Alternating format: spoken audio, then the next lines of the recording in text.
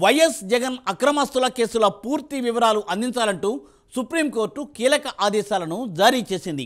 Supreme వ్యాఖ్యలతో జగన్కు jail గండం తప్పదా? పాత కేసులతో పాటు మరికొన్ని కొత్త కేసులు కూడా వెంటాడుతున్నాయా? కేసుల చక్రబంధంలోకి జగన్ ఇరుక్కున్నారా? ఈ క్రమంలో సింపతి కోసం జగన్ ఇప్పుడు వ్యూహం పన్నుతున్నారా? అసలు జగన్ కేసులలో ఏమి జరుగుతోంది? సుప్రీంకోర్టు అంతగా ఎందుకు వివరాలను అడుగుతోంది?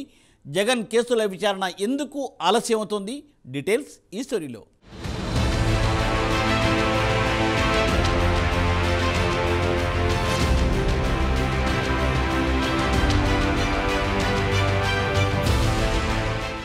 ఏపీ మాజీ సీఎం వైఎస్ జగన్ అక్రమాస్తుల కేసుల పూర్తి వివరాలు అందించాలంటూ సుప్రీంకోర్టు కీలక ఆదేశాలు జారీ చేసింది. కేసుల పూర్తి వివరాలను 2 వారాల్లోగా అందించాలని, కింది కోర్టులో ఉన్న డిశ్చార్జ్ పిటిషన్ల వివరాలు ఇవ్వాలని ధర్మాసనం స్పష్టం చేసింది.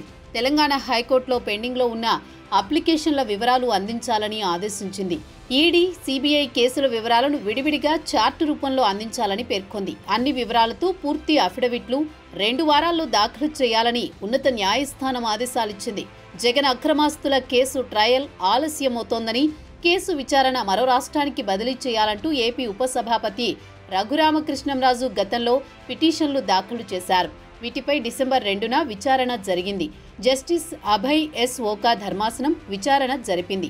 వాదనల సందర్భంగా రోజువారీ పద్ధతిలో విచారణకు ఇప్పటికే తెలంగాణ హైకోర్టు ఆదేశించినట్లు ఇరుపక్షాల న్యాయవాదులు న్యాయస్థానం దృష్టికి తీసుకువెళ్లారు.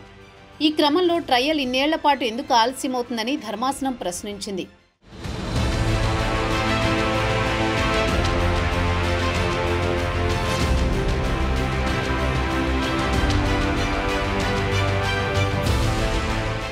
జగన్ బెయిల్ రద్దు చేయాలని, విచారణను హైదరాబాద్ నుంచి మార్చాలని రఘురామకృష్ణంరాజు గతంలో వేర్వేరుగా పిటిషన్లు దాఖలు చేశారు. ఈ పిటిషన్లపై CJI justice Sanjiv Khanna, justice Sanjay Kumar ధర్మాసనం గత నవంబర్ 12న విచారణ చేపట్టింది. విచారణలో భాగంగా ఈ పిటిషన్ ఏపీకి చెందిందని జగన్ తరపు న్యాయవాది రంజిత్ కుమార్ బెంచ్కు వివరించారు.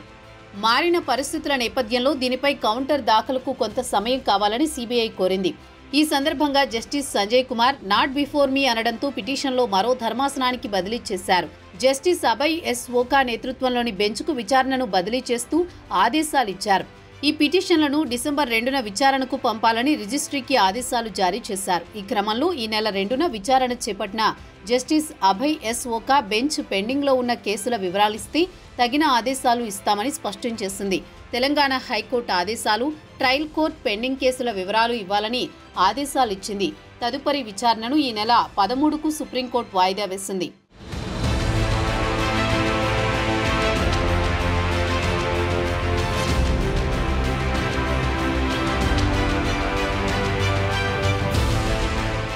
మరోవైపు జగన్ను కొత్త కేసులు కూడా వెంటాడుతున్నాయి. సిఐడి కస్టడీలో తనని హత్య చేయడానికి ప్రయత్నించారని ఉపసభాపతి రఘురామకృష్ణంరాజు గుంటూరులో కేసు పెట్టారు. ఈ కేసులో కూడా జగన్ను నిందితుడిగా నమోదు చేశారు. దీనిపై ఇటీవలే A4గా ఉన్న పోలీస్ అధికారి విజయ్ పాల్ను అరెస్ట్ చేశారు. త్వరలోనే జగన్ను కూడా విచారించే అవకాశం ఉందని వార్తలొస్తున్నాయి. ఒకవేళ అక్రమాస్తుల కేసులో జగన్ బెయిల్ రద్దయితే పరిస్థితి ఏంటని వైసీపీ పెద్దలు ఆలోచన చేస్తున్నట్లు తెలుస్తోంది. అదే జరిగితే జగన్ మళ్లీ జైలుకు వెళ్లాల్సి ఉంటుంది. ఇంకోవైపు రఘురామకృష్ణంరాజు తాజా కేసులోనైనా అరెస్ట్ అయితే ఎలా వ్యవహరించాలని వైసీపీ ముందుగానే ప్లాన్ సిద్ధం చేస్తున్నట్లు సమాచారం. దీనిలో భాగంగానే జగన్ జనవరి నుంచి జిల్లాల పర్యటన ప్రారంభిస్తున్నారని రాజకీయ విశ్లేషకులు అంటున్నారు. జనంలో జగన్ తిరుగుతున్నప్పుడు అరెస్ట్ అయితే సానుభూతి వస్తుందని వైసీపీ భావిస్తున్నట్లు సమాచారం. గతంలో కూడా అరెస్టు వల్లే సానుభూతి పెరిగిందనేది వైసీపీ వాదన. జగన్ సైతం ఈ వ్యూహాన్ని ఇష్టపడుతున్నట్లు తెలుస్తోంది. గత ఏడాది చంద్రబాబును కూడా వైసీపీ ప్రభుత్వం నంద్యాల పర్యటనలో ఉండగా అరెస్ట్ చేసి రాజమండ్రి జైల్లో పెట్టిన సంగతి తెలిసిందే. ఈ క్రమంలోనే జగన్ సైతం ఒకవేళ అరెస్ట్ అయితే జనం మధ్యలోనే అరెస్ట్ అవుతానని నేతలకు చెబుతున్నట్టు సమాచారం.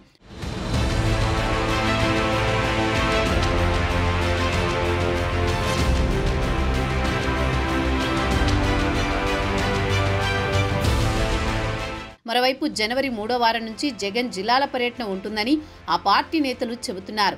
క్యాడర్ను ఉత్తేజపరచడానికి వారితో నేరుగా మాట్లాడే కార్యక్రమం చేపట్టారని తెలుస్తోంది.